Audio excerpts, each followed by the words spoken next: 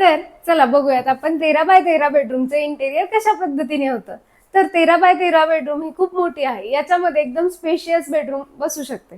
तर तुम्ही बघू शकता की एका साईडला आम्ही थोडी कमी जागा सोडली आणि एका साईडला जास्त जागा सोडली आहे. बेड हा सेंटरमध्ये न घेता आम्ही ऑफ सेंटर घेतलेला आहे, ज्याच्यामुळे आम्हाला एका साईडला साईड टेबल छोटा भेटतो आणि एका साईडला मोठा भेटतो.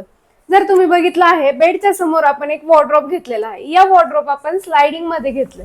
स्लायडिंग मध्ये वॉर्डरोब करताना आम्ही काही गोष्टींचा एक विचार केला होता की खाली क्लायंटला ड्रॉवर पाहिजे होतं, ज्या ड्रॉवर मध्ये ते डेली यूजचे सॉक्सेस वगैरे ठेवू शकतात किंवा शूज वगैरे ठेवू शकतात.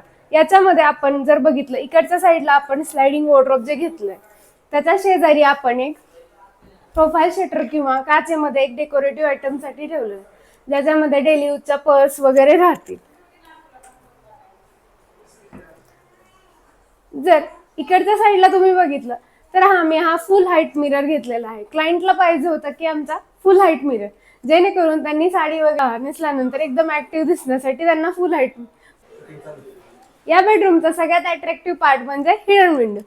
हिडन विंडो हा अशा पद्धतीने घेतलेला आहे, ज्याच्यामध्ये आपण बेडच्या बॅक साईडला फुल हाईट त्यांना पॅनलिंग पाहिजे होतं आणि त्याच्यामध्ये त्यांना विंडो पण हाईड करायची नव्हती. विंडो बंद न करता सुद्धा त्यांना पॅनलिंग पाहिजे होतं, तर त्याच्यामध्ये आम्ही हिडन विंडो ही कॉन्सेप्ट घेतली आहे.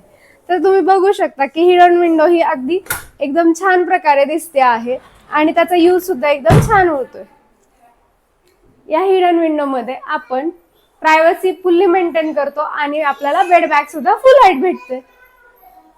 जर तुम्ही बघितलं तर या बेडरूम मध्ये येताच एक वॉकिंग वॉर्डरोब आहे, ज्या वॉर्डरोबला साठी आपण हिडन डोअर सुद्धा प्रोव्हाइड केलेला आहे.